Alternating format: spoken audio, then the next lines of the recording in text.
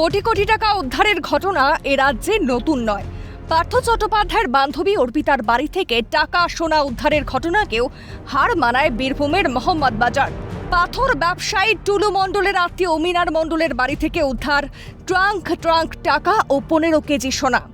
সামান্য সরকারি বাস চালক থেকে পাথর ব্যবসায়ী, যাকে বলে আঙুল ফুলে কলা গাছ।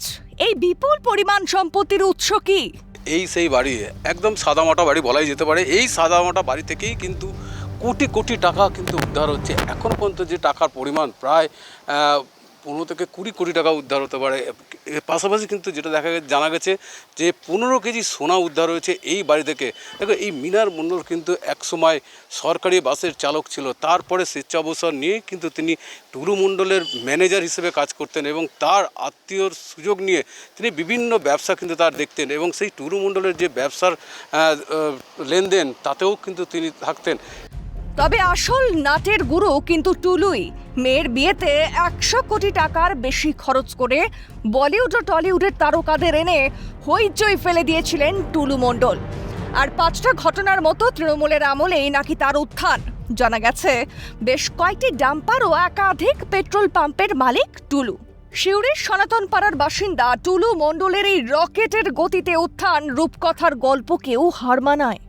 বেশ কিছু বছর আগে গৃহশিক্ষকতা করতেন তিনি। এরপর ক্রমান্বয়ে পাথর সাপ্লাই এবং ক্রাশার মেশিনের ব্যবসায় নামেন। আর 5টা ঘটনার মতোই ফুলে ফেপে ওঠার পেছনে তৃণমূলী যোগ।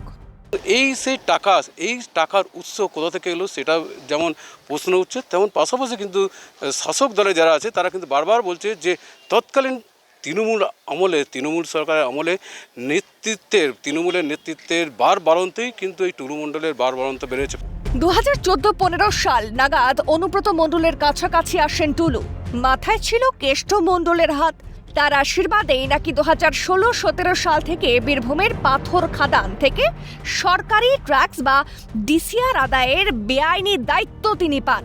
বীরভূমের বিভিন্ন খোয়া ও পাথরের গেট বা টোল প্লাজার মতো জায়গাগুলো নিয়ন্ত্রণ করতেন টুলুর লোকজন। ভূমি দফতরের রয়্যালটি চালান ও ডিসিআর এর অপব্যবহার করে সিন্ডিকেটের মাধ্যমে বেআইনি কারবার চালানোর অভিযোগ রয়েছে টুলুর বিরুদ্ধে। নকল চালান বানিয়ে কোটি কোটি টাকা তুলত তার সংস্থা। তৎকালীন বিরোধীরা বারবার ডিসিআর নিয়ে অভিযোগ করেছে সরকারি ঘরে যে রাজস্ব জমা হতো তার বহু গুণ তৃণমূলের বড় বড় নেতাদের কাছে পৌঁছে যেত, আর বাকি টাকা তার আত্মীয়দের কাছে গচ্ছিত থাকতো বলে অভিযোগ। আমরা নির্দিষ্ট ছানবিন চাই এবং প্রকৃত সত্য এর পিছনে কাদের মাথা আছে, কোথা থেকে এই টাকা এলো আমরা জানতে চাই।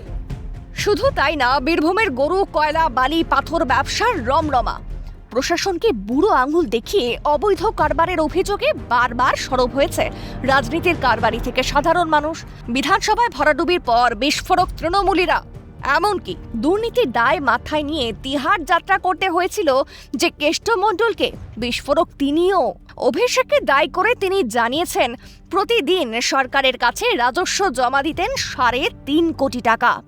বীরভূমে একটা পাথর আছে জানেন তো, পার ডে 3.5 কোটি টাকা আমি জমা দিতাম রেভিনিউ সরকার। কিভাবে একজন প্রাক্তন গৃহশিক্ষক কয়েক বছরের মধ্যে কোটি কোটি টাকা ও সোনার পাহাড় করে তুললেন? আর এই বেআইনি কারবারের পেছনে কেবল কেষ্ট মণ্ডলের হাত ছিল, নাকি তার অনুপস্থিতির সুযোগ নিয়ে রাজস্ব ফাঁকি দিয়ে আখের গুছিয়েছেন টুলু মণ্ডলরা? মাথায় কোন প্রভাবশালীর হাত? শিকড় কি কালীঘাট, কামাক স্ট্রিট পর্যন্ত বিস্তৃত? এই প্রশ্নগুলোই ভাবাচ্ছে তদন্তকারীদের। বীরভূম থেকে ভোলানাথ চক্রবর্তীর রিপোর্ট, কালকাটা নিউজ।